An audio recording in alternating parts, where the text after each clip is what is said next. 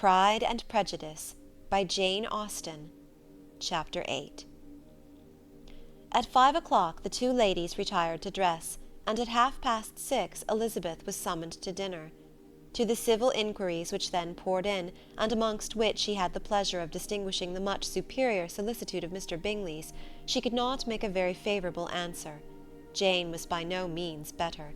The sisters, on hearing this, repeated 3 or 4 times how much they were grieved, how shocking it was to have a bad cold, and how excessively they disliked being ill themselves, and then thought no more of the matter, and their indifference towards Jane, when not immediately before them, restored Elizabeth to the enjoyment of all her former dislike.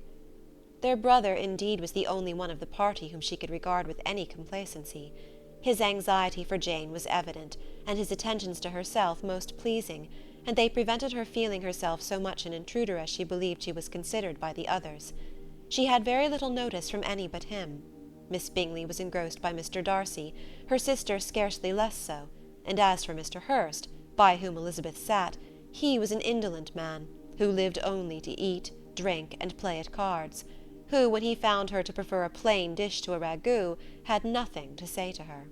When dinner was over, she returned directly to Jane, and Miss Bingley began abusing her as soon as she was out of the room.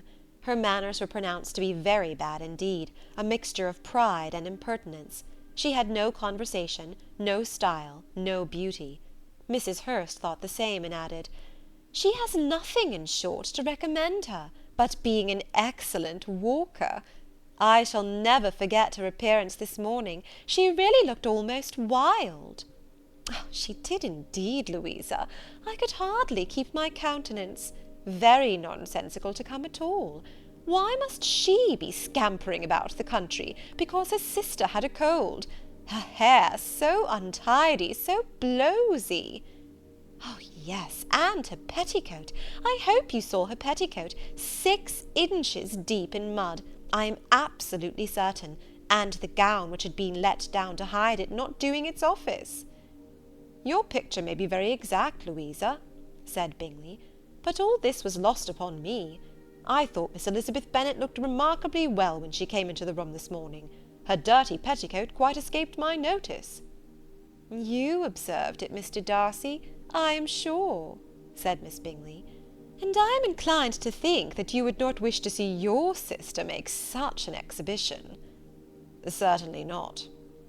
"To walk 3 miles, or 4 miles, or 5 miles, whatever it is, above her ankles in dirt, and alone, quite alone. What could she mean by it? It seems to me to show an abominable sort of conceited independence, a most country town indifference to decorum." "It shows an affection for her sister that is very pleasing," said Bingley. "I am afraid, Mr. Darcy," observed Miss Bingley in a half-whisper, "that this adventure has rather affected your admiration of her fine eyes." "Not at all," he replied. "They were brightened by the exercise." A short pause followed this speech, and Mrs. Hurst began again. "I have an excessive regard for Miss Jane Bennet. She is really a very sweet girl, and I wish with all my heart she were well settled. But with such a father and mother, and such low connections, I am afraid there is no chance of it." "I think I have heard you say that their uncle is an attorney on Meryton." "Yes, and they have another, who lives somewhere near Cheapside." "That is capital," added her sister, and they both laughed heartily. "If they had uncles enough to fill all Cheapside," cried Bingley, "it would not make them one jot less agreeable." "But it must very materially lessen their chances of marrying men of any consideration in the world," replied Darcy.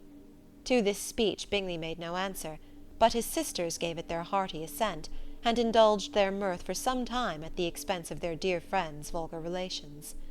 With a renewal of tenderness, however, they returned to her room on leaving the dining-parlour, and sat with her till summoned to coffee. She was still very poorly, and Elizabeth would not quit her at all, till late in the evening, when she had the comfort of seeing her asleep, and when it seemed to her rather right than pleasant that she should go downstairs herself. On entering the drawing-room she found the whole party at loo, and was immediately invited to join them, but suspecting them to be playing high, she declined it, and making her sister the excuse, said she would amuse herself for the short time she could stay below with a book. Mr. Hurst looked at her with astonishment. "Do you prefer reading to cards?" said he. "That is rather singular." "Miss Eliza Bennet," said Miss Bingley, "despises cards. She is a great reader, and has no pleasure in anything else." "I deserve neither such praise nor such censure," cried Elizabeth. "I am not a great reader, and I have pleasure in many things." "In nursing your sister I am sure you have pleasure," said Bingley, "and I hope it will soon be increased by seeing her quite well." Elizabeth thanked him from her heart, and then walked towards the table where a few books were lying. He immediately offered to fetch her others, all that his library afforded. "And I wish my collection were larger for your benefit and my own credit. But I am an idle fellow, and though I have not many, I have more than I ever looked into." Elizabeth assured him that she could suit herself perfectly with those in the room. "I am astonished," said Miss Bingley, "that my father should have left so small a collection of books. What a delightful library you have at Pemberley, Mr. Darcy!" "It ought to be good," he replied. "It has been the work of many generations." "And then you have added so much to it yourself. You are always buying books." "I cannot comprehend the neglect of a family library in such days as these." "Neglect! I am sure you neglect nothing that can add to the beauties of that noble place. Charles, when you build your house, I wish it may be half as delightful as Pemberley." "I wish it may." "But I would really advise you to make your purchase in that neighbourhood, and take Pemberley for a kind of model. There is not a finer county in England than Derbyshire." "With all my heart. I will buy Pemberley itself, if Darcy will sell it." "I am talking of possibilities, Charles." "Upon my word, Caroline, I should think it more possible to get Pemberley by purchase than by imitation." Elizabeth was so much caught with what passed as to leave her very little attention for her book, and soon laying it wholly aside, she drew near the card-table, and stationed herself between Mr. Bingley and his eldest sister, to observe the game. "Is Miss Darcy much grown since the spring?" said Miss Bingley. "Will she be as tall as I am?" "I think she will. She is now about Miss Elizabeth Bennet's height, or rather taller." "How I long to see her again! I never met with anybody who delighted me as much. Such a countenance, such manners, and so extremely accomplished for her age. Her performance on the pianoforte is exquisite." "It is amazing to me," said Bingley, "how young ladies can have patience to be so very accomplished as they all are."